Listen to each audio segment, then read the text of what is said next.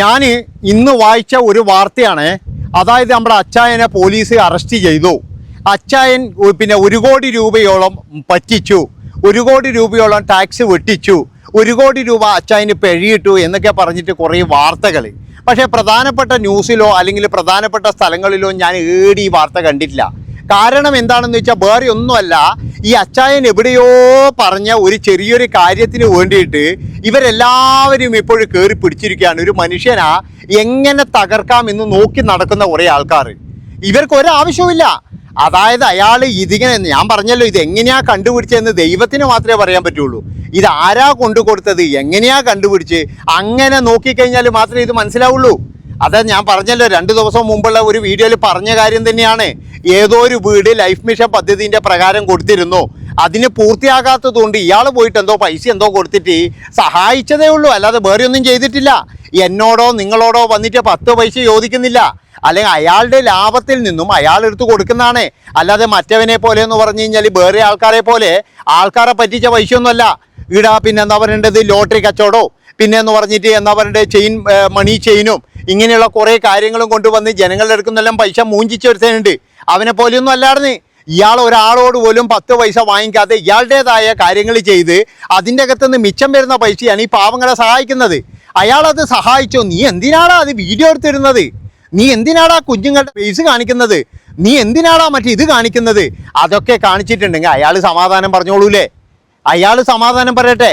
അല്ലാതെ ഇവിടെ എന്തിനാണ് കുറേ ആൾക്കാർ വന്നിട്ട് ഇവിടെ എന്തിനാണ് ഒരു ഗതി ഒരു 10 രൂപ ഒരാൾക്ക് ചായ കുടിക്കാൻ പോലും കൊടുക്കാത്ത ആൾക്കാരാണ് ഇവിടെ വന്നിട്ട് വലിയ വായിൽ ഇങ്ങനെയുള്ള വർത്തമാനങ്ങൾ പറയുന്നത്. അയാൾ എന്തെങ്കിലും ചെയ്യുന്നുണ്ടെങ്കിൽ പിന്നെയും വിചാരിക്കാം. ഇതെന്ന് പറയുന്ന ഒരു വീടിൻ്റെ ഒരു കാര്യം അയാൾ പറഞ്ഞിട്ടില്ല. അവർ നല്ല രീതിയിലാണ് താമസിക്കുന്നത്. പിന്നെ ഒരുത്തൻ പറയുന്നത് എന്താ, ക്യാൻസർ രോഗി അല്ലാത്ത ആൾക്കാർക്കും പിന്നെ പൈസ കൊടുത്തോന്ന്. അയാളെ പൈസയല്ലേ എടുത്ത് കൊടുക്കട്ടെ, നമുക്കെന്താ. ഇനിയിപ്പോൾ അയാളെ ആരെങ്കിലും പറ്റിച്ചാന്നോ നമുക്കറിയാം. അയാളെ പൈസ അയാൾ കൊടുക്കട്ടെ, നമ്മളെന്തിനാണ് നോക്കുന്നത്? ഇതുപോലെ ഓരോ ആൾക്കാരെയും സൈഡാക്കാൻ വേണ്ടിയിട്ടാണ് ഇവിടെയുള്ള കുറേ ആൾക്കാർ ശ്രമിച്ചുകൊണ്ടിരിക്കുന്നത്. അതാണ് നിങ്ങൾ മനസ്സിലാക്കേണ്ടത്. അല്ലാതെ അയാൾ ഒരാളോട് പൈസ കുറേ ആൾക്കാരോട് പൈസ പിരിപ്പിച്ചിട്ടാണ് കൊടുക്കുന്നുണ്ടെങ്കിൽ ഓക്കെ. അങ്ങനെ കൊടുക്കുന്ന ആൾക്കാരൊന്നും ഇവർക്കൊന്നും പറയാനും ധൈര്യമില്ല. അങ്ങനെ കൊടുക്കുന്ന ആരെങ്കിലും ഉണ്ടെങ്കിൽ അവരെ പറ്റിയിട്ട് എന്തെങ്കിലും പറയാനോ അല്ലെങ്കിൽ അവരെ പറ്റിയിട്ട് ഒരു വീഡിയോ ചെയ്യാൻ ഇവർക്ക് ധൈര്യമില്ല. അതൊന്നും ഇവർക്ക് വേണ്ട. അങ്ങനെയുള്ള ആൾക്കാർക്കെതിരെ ഒരു വീഡിയോ പോലും ഇടൂല. ഇതുപോലെ സഹായിക്കുന്ന ആൾക്കാർ എന്തിനാണ് ഇങ്ങനെ ദ്രോഹിക്കുന്നതെന്നാണ് എനിക്ക് ചോദിക്കാനുള്ളത്. ഇവിടെ കുറേ ആൾക്കാർ വന്നിട്ട് അച്ചായനെ പൂട്ടണം, നമുക്ക് അച്ചായൻ ഇല്ലാതാക്കണം, അച്ചായൻ വേണ്ട. ഞാൻ പറഞ്ഞല്ലോ, അയാൾക്ക് എന്തെങ്കിലും തരത്തിലുള്ള കള്ളത്തരം, അതായത് അയാൾ ഇനിയിപ്പോൾ ടാക്സ് വെട്ടിക്കുകയോ അല്ലെങ്കിൽ വേറെ ഒരാളെ പറ്റിക്കോ ഇങ്ങനെയൊക്കെ ചെയ്തിട്ടുണ്ടെങ്കിൽ ആൾക്കാർ രംഗത്തേക്ക് വരണം. അതായത് എന്നോട് ഇത്ര പൈസ വാങ്ങിച്ചിട്ടുണ്ട്, എന്നോട് ഇത്ര പൈസ വാങ്ങിച്ചിട്ടാണ് ഈ ജ്വല്ലറി തുടങ്ങിയത്, ഇല്ലെങ്കിൽ എൻ്റെ പൈസേനെ കൊണ്ടാണ് ഈ ചാരിറ്റി ചെയ്യുന്നത്. അങ്ങനെ ആരെങ്കിലും ഉണ്ടെങ്കിൽ അവർ മുന്നോട്ട് വരികയാണ് വേണ്ടത്. അല്ലാതെ എന്ന് പറഞ്ഞാൽ ഒളിഞ്ഞും തെളിഞ്ഞും നിന്നിട്ട് ഇവൻ അങ്ങനെ പിന്നെ ഇത് പറ്റിച്ചു, ഇവൻ ടാക്സ് വെട്ടിച്ചു, ഇവൻ അത് വെട്ടിച്ചു എന്നാണോ പറയേണ്ടത്? ഇവിടെ കറക്റ്റായിട്ട് ജീവിക്കുന്ന ആരാടോ ഉള്ളത് എനിക്ക് മനസ്സിലാകുന്നില്ല. ഇവിടെ കറക്റ്റായിട്ട് കൃത്യമായിട്ട് പോയിന്റ് പിടിച്ച് ജീവിക്കുന്ന ആരെങ്കിലും ഉണ്ടാ? അല്ല, അറിയാതുകൊണ്ട് ഇരിക്കുന്നതാണ്. ഇവിടെ എല്ലാവരും എന്ന് പറഞ്ഞാൽ പൈസ ഉണ്ടാക്കിയിട്ട് എൻ്റെ BMW, എൻ്റെ ഹോട്ടല്, ഞാനും എൻ്റെ ഭാര്യയും തിന്നുന്ന ആഹാരം ഇത് കാണിക്കൽ, ഞാനും എൻ്റെ കുട്ടികളും സുഖിക്കുന്ന കാണിക്കൽ, അല്ലാതെ വേറെ ഏതെങ്കിലും ഒരാൾക്കൊരു 10 പൈസ കൊടുക്കാറുണ്ടാ? അതൊന്നും കൊടുക്കൂല. നമ്മളിങ്ങനെ ആരെങ്കിലും പറഞ്ഞിട്ട് നമുക്കിങ്ങനെ ഉണ്ടാകുന്നത് നമ്മളിങ്ങനെ തിന്നുകൊണ്ടിരിക്കും. അല്ലാതെ നമ്മൾ കൊടുക്കാനൊന്നും പോകത്തില്ല. പാവങ്ങളെ നമ്മളിങ്ങനെ ചവിട്ടി ഇറക്കും ചിലപ്പോൾ. പിന്നെ ഇവിടെ എന്ന് പറഞ്ഞാൽ ചില ആൾക്കാരെന്താ അറിയുക, പലരും ഈ പേടിയാന്ന് വീഡിയോ ചെയ്യുമ്പം തന്നെ എന്ന് പറഞ്ഞാൽ മരണപ്പേടിയാന്ന് യുവമാർക്ക്. അതുകൊണ്ട് എന്താ അറിയുക, 2 കാലിലും ഇങ്ങനെ വെക്കുക. ഇങ്ങനെയാന്ന് യുവമാർ വീഡിയോ ചെയ്യുക. അതായത് ഇവനും ഒരു തട്ട് പറ്റാൻ പാടില്ല, ഇവനും ഒരു തട്ട് പറ്റാൻ പാടില്ല. അച്ചായന് കുറേ പിന്നെ ആളുണ്ട് എന്നറിയാം, അച്ചായന് കുറേ ആരാധകരുണ്ട്. അതുകൊണ്ട് അവർ പണങ്ങി പോകാനും പാടില്ല, എന്നാൽ ഇവിടുന്ന് വേറൊരു കാര്യം പറയാനും പാടില്ല. അങ്ങനെ 2 തോണിയിൽ കാല് വെച്ചിട്ട് ഇവിടെ ചില ആൾക്കാർ വീഡിയോ ചെയ്യുന്നത്. എന്തിനങ്ങനെ? നമ്മളെപ്പോലെ ഇങ്ങനെ നിൽക്ക്. തെറ്റ് കണ്ടു കഴിഞ്ഞാൽ തെറ്റ് പറയണോ, തെറ്റ് കണ്ടു കഴിഞ്ഞിട്ടുണ്ടെങ്കിൽ അവിടെ തെറ്റ് പറയണോ. അല്ലാതെ തെറ്റുണ്ടായിട്ടും തോന്നുന്നുണ്ട് തെറ്റ് ചെയ്തോന്ന് തോന്നുന്നുണ്ടേ, തെറ്റ് ചെയ്തു എന്നാണ് എനിക്ക് തോന്നുന്നത്. ഇതാ തോന്നിച്ചാന്ന് എല്ലാവർക്കും ഇടയില്ലത് തോന്നിച്ച്. അച്ചായൻ തെറ്റ് ചെയ്തു എന്നാണ് എനിക്ക് തോന്നുന്നത്. ഉറപ്പിച്ച് പറയാൻ ധൈര്യമില്ല. കാരണം എന്താ വെച്ചാൽ അച്ചായന് കുറേ ഫാൻസ് ഉണ്ട്. അപ്പോൾ ഇവരെല്ലാം പണങ്ങിപ്പോയി കഴിഞ്ഞാൽ മറ്റവൻ്റെ കൂടി അയ്യോ ഇവരെ പണങ്ങിപ്പോവാ എന്താ പേടി? അതല്ല വേണ്ടത്. ഒരു കാര്യം ഞാൻ നിങ്ങളോട് പറയാം, ആരുടെയെങ്കിലും 10 പൈസ ഈ അച്ചായം വാങ്ങിച്ചിട്ടുണ്ടെങ്കിൽ നിങ്ങൾ അവരെ കൊണ്ടുവരണം മുന്നിൽ. ഞാൻ വെല്ലുവിളിക്കുകയാണ്. ഞാൻ ഇപ്പോഴും എൻ്റെ വീഡിയോയിലൂടെ ഏതെങ്കിലും ഒരുത്തം വരാൻ ഉണ്ടോ? ഞാൻ അവനെ എൻ്റെ വീഡിയോയിൽ കൊണ്ടുവരും. എങ്ങനെയാണ് നിങ്ങളെ അച്ചായം പറ്റിച്ചത് നിങ്ങൾക്ക് തെളിവടക്കം നിങ്ങൾ പറഞ്ഞിട്ടുണ്ടെങ്കിൽ ഞാൻ വീഡിയോയിൽ കൊണ്ടുവരുമായിരുന്നു. മനസ്സിലാക്കുക നിങ്ങൾ, അല്ലാതെ തോന്നൽ മാത്രം ആക്കരുത് നമുക്ക്. ഞാൻ പറഞ്ഞല്ലോ, ഇത് കുറേ നാളുകൾ മുമ്പ് ഈ നമ്മുടെ മുതുകാട് ഗോപിയാട്ടനെ പറ്റിയിട്ട് കുറേ പ്രശ്നങ്ങൾ ഉണ്ടായിരുന്നു. ഞങ്ങളെല്ലാം വിചാരിച്ചു ശരി തന്നെയായിരിക്കും. എന്നിട്ട് അയാൾക്ക് അയാളുടെ രോമം പോലും ആയിരിക്കും തൊടാൻ പറ്റിയില്ല. ഇപ്പോഴും ചില ആൾ പറയുന്നു മുതുകാട് കള്ളനാണേ എന്ന്. അയാൾക്ക് എന്നിട്ട് എന്തെങ്കിലും പറ്റിയോ? അയാൾ ഇപ്പോഴും ആ സ്ഥാപനം ഇവിടെ തുടങ്ങിയിട്ടുണ്ട്. അയാളെടുക്ക ഒരുപാട് ആൾക്കാരും ഉണ്ട്. അയാൾ എടുക്കുക എന്താ പറയുക, പിന്നെ പരാതിയില്ല. ഒരു 4 പരാതി വന്നപ്പോൾ ഇതെല്ലാം അങ്ങ് തീർന്നു പോയാ.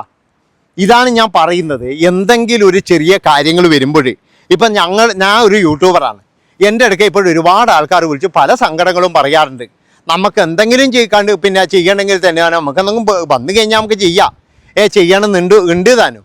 അപ്പോൾ ആരെങ്കിലും ഒരാൾ ഫേക്കായിട്ട് നമ്മളോട് വിളിച്ച് എന്തെങ്കിലും കാര്യം പറഞ്ഞ് നമ്മൾ ചെയ്തിട്ട് പിന്നെ അവനിങ്ങനെ ചെയ്തു അങ്ങനെ ആക്കാൻ വേണ്ടിയിട്ട് അങ്ങനെ ആക്കി കഴിഞ്ഞാൽ നമ്മൾ ഉത്തരവാദിയാണോ? അതുപോലെ തന്നെ ആയിരിക്കാം ഇയാൾക്ക് ഒരുപാട് കോളുകളും കാര്യങ്ങളൊക്കെ വരുന്നുണ്ടാകും. അപ്പോൾ ഇയാൾക്ക് ചിലപ്പോൾ ശ്രദ്ധിക്കാൻ പറ്റാത്ത കാര്യമായിരിക്കാം. ഒരു പക്ഷേ എന്ന് പറഞ്ഞു കഴിഞ്ഞാൽ ഞാൻ പറഞ്ഞല്ലോ, ഇയാൾക്ക് വീഡിയോ 5 പൈസ ഒന്നും ഇയാൾക്ക് വേണ്ട. അപ്പോൾ വീഡിയോ ഇട്ടിട്ട് പൈസ ഉണ്ടാക്കാനോ അല്ല, അതൊന്നുമല്ല. പിന്നെന്ന് പറഞ്ഞ് ഫെയിമിന് വേണ്ടിയിട്ടാണെങ്കിൽ അയാൾ ഓൾറെഡി ഫേമസ് തന്നെയാണ്. അയാൾ ഓൾറെഡി എന്ന് പറഞ്ഞാൽ അയാൾ എനിക്ക് തോന്നുന്നു കേരളത്തിൽ എല്ലാവർക്കും അറിയാം. പിന്നെ അയാൾക്ക് ഫെയിമിന് വേണ്ടിയിട്ട് ഇങ്ങനെ ചെയ്യേണ്ട കാര്യങ്ങൾ എന്തെങ്കിലും ഉണ്ടോ? ഞാൻ പറഞ്ഞല്ലോ, ഇവിടെ പല മുതലാളിമാരെന്ന് പറഞ്ഞാൽ മറ്റുള്ളവൻ്റെ പൈസയിലൂടെയാണ് ഫെയിം ആകുന്നത്. അതാണ് നിങ്ങൾ മനസ്സിലാക്കേണ്ടത്. 35 കോടി ഉറുപ്പ്യ മുടി പിന്നെ എന്താ പറയുന്നത്, ഇത് പിരിച്ചോനെയൊന്നും ഇപ്പോൾ കാണാനേ ഇല്ല. ഓറൽ ഏടിയാ പോകുന്നതെന്ന് അറിയില്ല. അതുപോലെ തന്നെ എന്താ, ഞാൻ വലിയ ലോട്ടറി നടത്തുന്നുണ്ട്, എല്ലാവർക്കും സമ്മാനം എന്ന് പറയുന്ന അയാൾ ഏടിയാ പോയത്? ലോട്ടറി ഉണ്ടോ? ഇപ്പോൾ ലോട്ടറി സ്റ്റാളിട്ട് ആൾക്കാർ ആരെങ്കിലും ഉണ്ടോ? എൻ്റെ വീഡിയോ കാണുന്നവരുണ്ടെങ്കിൽ ഒന്ന് കാണിച്ചു തരണേ. കാരണം ലോട്ടറി സ്റ്റാൾ ഇട്ടിട്ട് ഇവനൊക്കെ ലോട്ടറി സ്റ്റാളും കൊണ്ട് ഇപ്പോൾ ഏടിയാ പോയെന്നറിയില്ല. അപ്പം അങ്ങനെയുള്ള ഒരുപാട് ആൾക്കാരുണ്ട് നമ്മളെ ഈ പിന്നെ എന്താ പറയേണ്ടത് നാട്ടിൽ. അവരെയൊക്കെ പോയിട്ട് ഒന്ന് ചോദിക്ക്, നിങ്ങളെ ആ ലോട്ടറി കച്ചവടം ഇപ്പോൾ ഉണ്ടോ? ലോട്ടറി സ്റ്റാളൊക്കെ വലിയ രീതിയിൽ തുറന്നിട്ടില്ലേ? പണ്ട് ഒരുപാട് സെലിബ്രിറ്റികളെയും കൊണ്ട് ഈ ഉദ്ഘാടനമൊക്കെ ചെയ്യിച്ച് ആ ഉടുക്കാണ്ട് കിടക്കുന്ന ആ ടീമില്ലേ, എന്നാ അപ്പോൾ ആ പെണ്ണിൻ്റെ പേര്, ആ ഉടുക്കാണ്ട് കിടക്കുന്ന എന്തോ അതിനെ കൊണ്ട് വരെ ലോട്ടറീൻ്റെ ഇത് ചെയ്യിച്ചിന്. അപ്പം അങ്ങനെയൊക്കെയുള്ള കുറേ ടീമുണ്ടായിരുന്നു. അവരൊക്കെ ഇപ്പോൾ ഉണ്ടോ? അതാണ് അന്വേഷിക്കേണ്ടത് നമ്മൾ. ആ പാവങ്ങൾ ഇപ്പോൾ എന്ത് ചെയ്യുന്നു? ഏതോ പണ്ടൊരു പിന്നെ പെണ്ണുങ്ങൾ പറയുന്നത് കേട്ടിട്ട് എന്താ വെച്ച് കഴിഞ്ഞാൽ, ഞാൻ നാരങ്ങ വിറ്റ് ജീവിച്ചുകൊണ്ടിരുന്ന ആളാന്ന്. എന്നോട് പറഞ്ഞ് ലോട്ടറി വിറ്റ് കഴിഞ്ഞാൽ ഭയങ്കര കമ്മീഷനാന്ന് പറഞ്ഞിട്ട് അതിൻ്റെ അകത്തേക്ക് പോയി. ഇപ്പം നാരങ്ങ കച്ചവടം ഇല്ല, ലോട്ടറി കച്ചവടവും ഇല്ല എന്ന് പറഞ്ഞ പോലെയാണ്. അപ്പോൾ അതൊക്കെ നിങ്ങൾക്ക് വേണമെങ്കിൽ റിപ്പോർട്ട് ചെയ്യാം. അല്ലാതെ എന്ന് പറഞ്ഞാൽ ഈ മനുഷ്യനെ ടാർഗറ്റ് ചെയ്തിട്ട് അയാളെ അങ്ങ് തകർക്കണം, അയാളെ നമുക്ക് ഇല്ലാതാക്കണം, അയാളെ നമുക്ക് അങ്ങ് കേട്ടടാന്ന് പറഞ്ഞിട്ട് ഇങ്ങനെ ടാർഗറ്റ് ചെയ്യുന്ന എന്തിനാണ്? ഇന്നിപ്പോഴും ഞാൻ നോക്കുമ്പോൾ ഒരാൾ, ഞാൻ പറഞ്ഞല്ലോ, ഈ മലയാളികൾക്കൊരു സ്വഭാവമുണ്ട്. ഒരാൾ മൂത്രമൊഴിക്കാൻ ഇറങ്ങിക്കഴിഞ്ഞാൽ എല്ലാവരും ഒഴിക്കും. അതേപോലെയാണ്. ഒരാളൊന്ന് ഇങ്ങനെ തീ ഇങ്ങനെ കൊളത്തി വിട്ടാൽ മതി. പിന്നെന്ന് പറഞ്ഞാൽ പട്ടപടോന്നായിട്ട് അങ്ങ് വരുവാടുന്ന്. പിന്നെന്ന് പറഞ്ഞാൽ നമുക്ക് 4 സൈഡൊന്നും നമ്മളെ അങ്ങ് അറ്റാക്ക് ചെയ്യില്ല. അതാണ് മനസ്സിലാക്കേണ്ടത്. അപ്പോൾ ഇങ്ങനെ ഒരു ടാർഗറ്റ് ചെയ്യുന്നത് എന്തിനാണ്? ഒരാളെ തകർക്കാൻ വേണ്ടി ഒരു കൊട്ടേഷൻ എടുക്കുന്ന പോലെ ഒരാൾ. ഇപ്പം എനിക്കൊരു അഭിപ്രായമുണ്ട്, നേരെ മറിച്ച് ചില ആൾക്കാർക്ക് അഭിപ്രായമില്ല. അവരെന്താ ചെയ്യുന്നത് അറിയാം, അവർ മറ്റുള്ളവരെന്താ പറയുന്നത് ഇങ്ങനെ നോക്കിയിരിക്കും. എന്നിട്ട് അത് ആൾ കൂടുന്നുണ്ടെങ്കിൽ അതേപോലെ അങ്ങ് പറയും. അച്ചായനെ കുറ്റം പറഞ്ഞു കഴിഞ്ഞാൽ 10 ആൾക്കാർ കൂടുന്നുണ്ട് എന്ന് കണ്ടു കഴിഞ്ഞാൽ എന്നാൽ ശരി കുറ്റം പറയാം. രേണുസുധീനെ കുറ്റം പറഞ്ഞു കഴിഞ്ഞാൽ 10 ആൾക്കാർ കൂടുന്നുണ്ട്, എന്നാൽ ശരി കുറ്റം പറയാം. അതുപോലെ തന്നെ മറ്റയാളെ കുറ്റം പറഞ്ഞു കഴിഞ്ഞാൽ 2 ആൾ കൂടുന്നുണ്ട് എന്ന് പറഞ്ഞ് കുറ്റം പറയാം. ഇതല്ലേ നടക്കുന്നത്? അല്ലാതെ അഭിപ്രായങ്ങളാണോ? അഭിപ്രായങ്ങൾ ഞാൻ പറയുന്നതാണ്. നമ്മൾ ഒരു സ്ഥലത്ത് കാല് വെക്കുക, എന്നിട്ട് നിങ്ങളൊരു കാര്യം ചെയ്യുക. എന്താണ് അവിടെ നടക്കുന്നത്, എന്താണ് നടന്നത്, എന്താണ് അയാൾ ആരെങ്കിലും പറ്റിച്ചിട്ടുണ്ടോ, ആരുടെയെങ്കിലും 10 പൈസ വാങ്ങിച്ചിട്ടുണ്ടോ? അങ്ങനെ ഉണ്ടെങ്കിൽ അവർ മുന്നിലോട്ട് വന്ന് പറയുക. അയാൾ സംസാരിച്ചത് മുഴുവൻ തന്നെ പാവങ്ങൾക്ക് വേണ്ടിയാണ്, അയാൾ കൊടുത്തതൊക്കെ എന്ന് പറഞ്ഞു കഴിഞ്ഞാൽ അങ്ങനെയുള്ള ആൾക്കാർക്ക് വേണ്ടിയാണ്. അപ്പോൾ ഇത്രയും പറഞ്ഞുകൊണ്ട് നിങ്ങളുടെ അഭിപ്രായങ്ങളും നിർദ്ദേശിക്കും. പിന്നെ ഒരു ഹൈപ്പും കൂടി ഒന്ന് ചെയ്തോ. നന്ദി, നമസ്കാരം.